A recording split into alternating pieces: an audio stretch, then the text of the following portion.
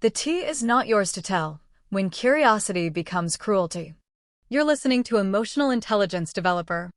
Have you ever noticed how some people suddenly become extremely interested in your life when something goes wrong? When everything is fine, they barely ask. But the moment you lose your job, have relationship problems, struggle financially, fall out with someone, move house, become quiet, or simply don't look like yourself anymore, suddenly everybody wants to know what happened. Are you okay? What happened? What's going on? Tell me what happened. Come on, you can tell me. And sometimes that question is genuine. Sometimes it isn't. Sometimes they don't actually want to help you. They want to know. And that distinction matters. Because there is nothing wrong with caring about somebody. There is nothing wrong with checking on a friend, a family member, a colleague, or someone you love. But there is something deeply wrong with treating another person's private struggles like entertainment. There is something wrong with digging into someone's life simply because you are curious. And there is something even worse about taking what somebody trusted you with and turning around and telling everybody else. That isn't concern. That's gossip wearing a caring disguise. There is a difference between caring and knowing. Let's make this simple. Imagine your friend has been unusually quiet. You call them and say, "Hey, I noticed you've been quiet lately. I don't know what's going on, but I'm here if you need me." That's care. You have opened a door. You haven't demanded that they walk through it. Now imagine saying, "What's wrong?" They say, "Nothing. I'm just dealing with some things." And you keep going. No, seriously. What happened? Did you and your partner fight? Did you lose your job? How much money do you owe? Who did this to you? What exactly happened? Tell me everything. That isn't necessarily care anymore. At some point, you're no longer checking on the person. You're investigating them. And why? That's the question people need to ask themselves. Why do you need to know?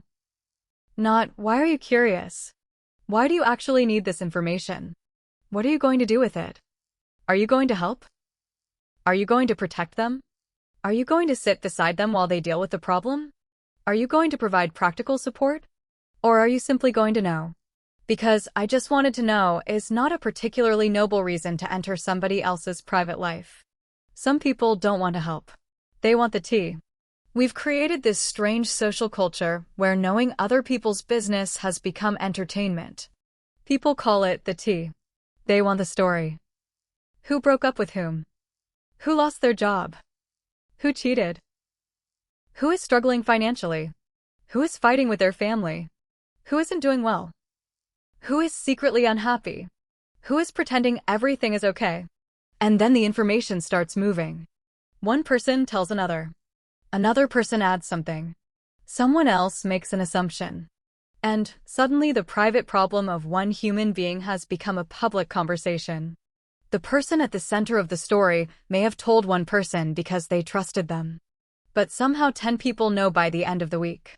And sometimes the original story doesn't even survive the journey. By the time it reaches the 10th person, facts have become opinions, opinions have become accusations, and assumptions have become what everybody knows. That's dangerous. Because you're no longer discussing information. You're discussing someone's life. Your pain is not social currency. Some people gain social relevance by carrying information. They become the person who knows what's going on. They know who is having problems. They know who is getting divorced. They know who is broke. They know who is fighting. They know who is struggling. And they feel important because they have information other people don't have. But think about what that means. Your worst moment becomes somebody else's interesting conversation. Your financial problem becomes somebody else's story. Your relationship breakdown becomes somebody else's entertainment. Your vulnerability becomes their social currency. And the most disturbing part is that sometimes they don't even see anything wrong with it. They'll say, "But it's true." That's not the point. Something can be true and still not be yours to tell. You can know something and still have no right to distribute it. Truth does not automatically equal permission. The double standard is even worse. Now let's talk about the people who do this while protecting their own lives at all costs. These are the people who want to know everything about you. But when something happens to them, silence. Suddenly, they have boundaries. Suddenly that's private. I don't want people knowing my business. It's nobody's business. Stop asking me. Interesting. So privacy is important when the problem belongs to you. But when the problem belongs to someone else, suddenly you feel entitled to every detail. That's hypocrisy. You cannot demand privacy for yourself while treating someone else's private life as public property. You cannot say, "Don't talk about me," and then spend your afternoon talking about somebody else. You cannot expect people to protect your secrets while you casually distribute theirs. And eventually, people notice. They may not confront you. They may not tell you. But they notice. And they stop trusting you. This is why people stop opening up. This behavior has consequences beyond annoying somebody. It can make people afraid to be honest. Imagine someone is already struggling. They finally tell a friend what is happening. Then they discover that their private conversation has become a family discussion, or a workplace discussion, or a group chat discussion, or a conversation between people they have never even spoken to. What happens next? They learn a lesson. Don't tell them anything. And that is how trust disappears. The next time they're struggling, they stay quiet. The next time they need help, they pretend everything is fine. The next time somebody asks, "What's wrong?" they say, "Nothing." Not because nothing is wrong. Because they don't trust you with the truth. And you might think you're entitled to that information. You're not. Someone's silence does not create an obligation for them to explain themselves to you. Let's take a simple example. Imagine your cousin loses their job. They tell you privately because they trust you. They say, "I haven't told everyone yet. I'm trying to figure things out." You now have a choice. You can respect that. Or you can call another relative and say, "Did you hear? They lost their job." Then someone else asks you, "What happened?" And you explain everything. Before long, the entire family knows. Maybe your cousin wasn't ready for that. Maybe they're embarrassed. Maybe they're trying to find another job before telling people. Maybe they're already dealing with enough pressure. But now they have another problem. They have to deal with everyone knowing. And you might still say, "But I was only telling my sister." That's how gossip works. Everybody thinks their contribution is small. Nobody takes responsibility for the final result. Another example, relationships. Someone tells you that their relationship is struggling. They don't know whether they're staying together. They're confused. They're hurt. They're trying to make a decision. You listen. Then you tell someone else.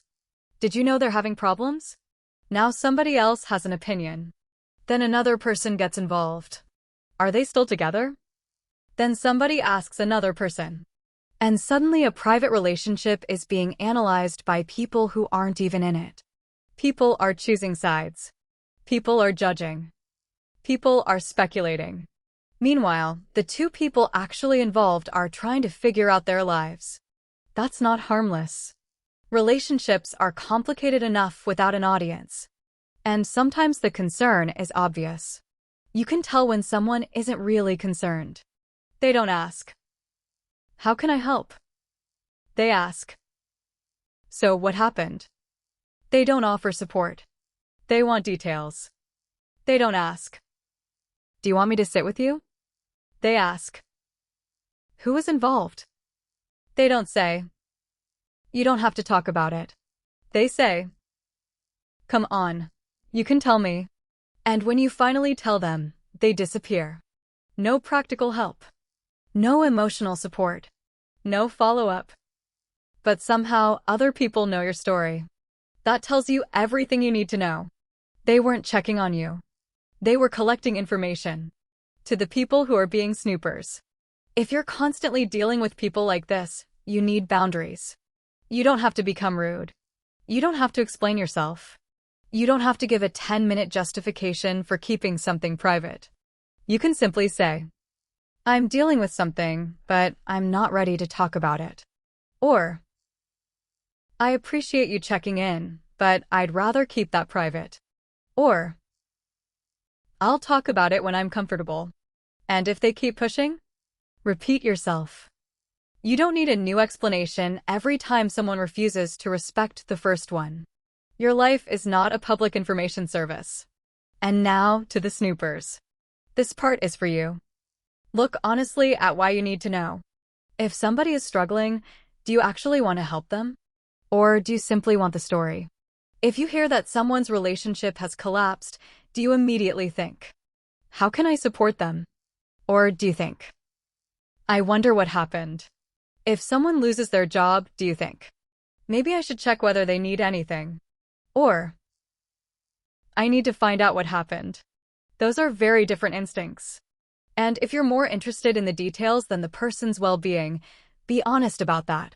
Don't call it concern. Don't hide behind, I'm just checking on them. And definitely don't take information someone trusted you with and distribute it to other people. Because you might tell yourself, I didn't mean any harm. But harm doesn't require bad intentions. Sometimes the harm is simply that you took away somebody's right to control their own story. Learn to keep somebody else's story where they left it. If somebody tells you something privately, leave it there. If they want other people to know, they'll tell them. If they don't, that's their choice. You don't need to become the spokesperson for somebody else's life. And if you genuinely care about someone, prove it through your behavior. Don't just ask questions. Offer something. Listen. Respect their silence. Give them space. Check on them later. Help where you can. And most importantly, don't turn around and tell everybody what they trusted you with. Because the greatest sign that somebody can trust you isn't that you know their secrets. It's that you know their secrets and don't use them. The final question. So the next time you find yourself asking about somebody else's private problems, stop for a second. Ask yourself, why do I need to know? And if the honest answer is, I just want to know what happened, then maybe you don't need to know. Because not every unanswered question is an invitation to investigate. Not every quiet person needs to explain themselves. Not every struggle needs an audience. And not every piece of information you receive is yours to repeat. Sometimes the most emotionally intelligent thing you can do is respect somebody's privacy. You don't need the tea. You don't need the story. You don't need to know everything. Sometimes you just need to care about the person. And if you can't do that without collecting information about their private life, then maybe your curiosity isn't as innocent as you think. Their business is their business. Their pain is not your entertainment. Their story is not yours to tell. And knowing something does not give you the right to share it.